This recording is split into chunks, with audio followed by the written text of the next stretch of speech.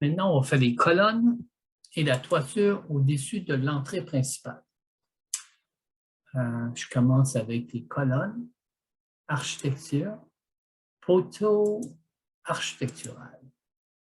Je choisis la colonne que j'ai insérée. Ici, une autre là et une autre là. Mes 4 colonnes. Je vais les aligner l'une avec les autres. Pour quand je les déplace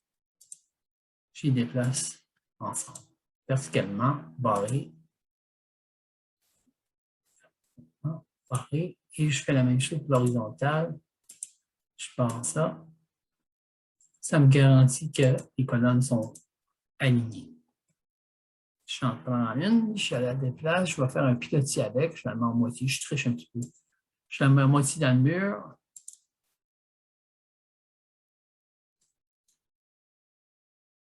Et je la déplace vers le haut. Celle-là, je la déplace vers l'extérieur. Voilà. Je regarde l'élévation, puis je réalise que les colonnes sont allées au point de référence de l'étage, qui est beaucoup trop haut. Sélectionner tous les éléments visibles, les 4 colonnes. Puis maintenant, je vais changer le décalage inférieur, la partie basse. La colonne est sur le perron, qui est 7 pouces plus bas qu'au niveau du rez-de-chaussée. Et je vais mettre négatif 2 pieds pour la partie haute. C'est plus acceptable. J'en profite puisque je suis ici pour ajouter des niveaux, architecture, niveau, mais je n'ai pas besoin de relier ce niveau à une vue en plan, j'ai juste besoin de l'élévation, un point de référence que je vais appeler simplement colonne. Comme ça, puis je le baisse parce que je veux amener un autre niveau pour le petit muret en haut. Donc, 2 pieds plus bas que l'étage. Je veux faire un muret de 10 pouces. Fait que je vais faire un autre niveau, cette fois-ci un petit peu plus haut. Celui-là, je vais l'appeler mur décoratif. Déco, ça suffit. Ouais. Et je voulais l'avoir 10 pouces plus haut que celui-là, donc 8 pieds, 6 pouces 5. Voilà. OK. Maintenant, j'ai ça. Je vais maintenant aller sur l'étage. Là, je ne vois pas ce qui se passe en dessous parce que c'est limité par le champ de vision. C'est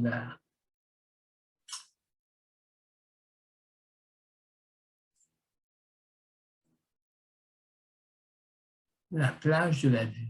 Modifier la plage de la vue. Elle est reliée à l'étage. Maintenant, je vais aller sans limite pour que je puisse voir ce qui se passe en dessous. Ça permet de voir ça, ça permet aussi de voir ce qui se passe en bas. J'ai mes colonnes. Maintenant, je veux faire le petit muret. Je vais faire un petit mur de 10 pouces de hauteur et 10 pouces de largeur sur ces colonnes. Je n'ai pas de mur, donc je vais en choisir un générique. Générique, modifier le type, faire une copie, lui donner un nom, 8, mur, déco. OK. Là, maintenant, c'est simple. Ça, c'est ossature porteuse. Fini. Bon, on laisse la ossature porteuse. On va dire que c'est ça va être en bois. Enfin, on peut changer plus tard aussi si on change d'idée.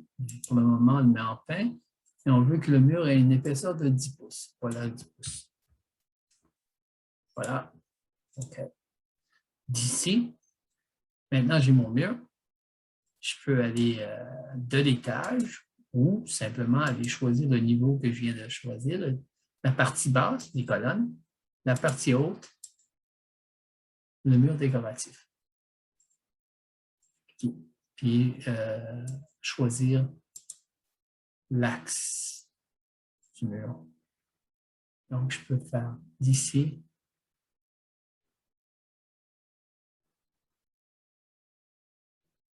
D'accord. Voilà.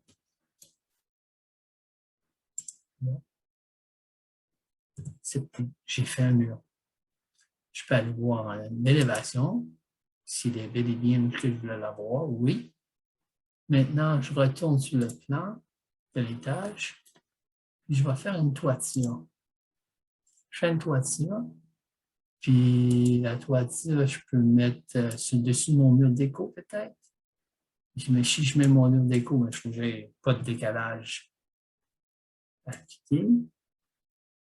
Puis je vais choisir un mur d'entrée que j'ai déjà fait. Si on veut regarder c'est quoi le mur, c'est juste qu'il n'y a pas d'isolant dedans. C'est juste une petite structure légère. Il n'y a pas d'isolant dans celui-là. Et je dis OK. Et je veux dessiner mon mur. Je peux faire un rectangle. J'aimerais faire un décalage. Puis, avec, là, on va mettre les pentes tout de suite. Je fais un mur comme ça. Là, ici, évidemment, il n'y a pas de pente. Puis là, c'est un choix. Je ne veux pas de pente en avant non plus. Puis, donc, j'ai mon porte-à-faux de 12 pouces chaque côté, mais à l'arrière, je n'ai pas besoin de porte-à-faux. Donc, ce que je vais faire, je vais déplacer celle-là sur la surface du mur que je peux attacher aussi. J'accepte ça. Je regarde sur mon élévation. Si je contrôle, c'est beaucoup trop haut. Bon, ben, c'est simple. Simplement, décalage. Même si je descends ça sur une colonne à la place, ça fait quoi? J'aime mieux ça. Ça, c'est une question d'esthétique. On peut penser, ben, il y aurait un coin coupé là, ça va, c'est parfait ça. Est-ce que la pente est suffisante? La pente est présentement de 30 degrés. C'est par défaut, la pente est 30 degrés. Si vous voulez puis noter au début, on peut changer la pente aussi. Si on regarde ça juste un instant. Ça, puis on modifie le tracé, puis quand vous cliquez là, vous voyez la pente est de 30 degrés. Donc, vous pouvez changer la pente si vous voulez. Je garde la même pente parce que c'est correct. Je regarde en élévation encore une fois. Maintenant, je regarde en 3D. Puis là, j'aimerais...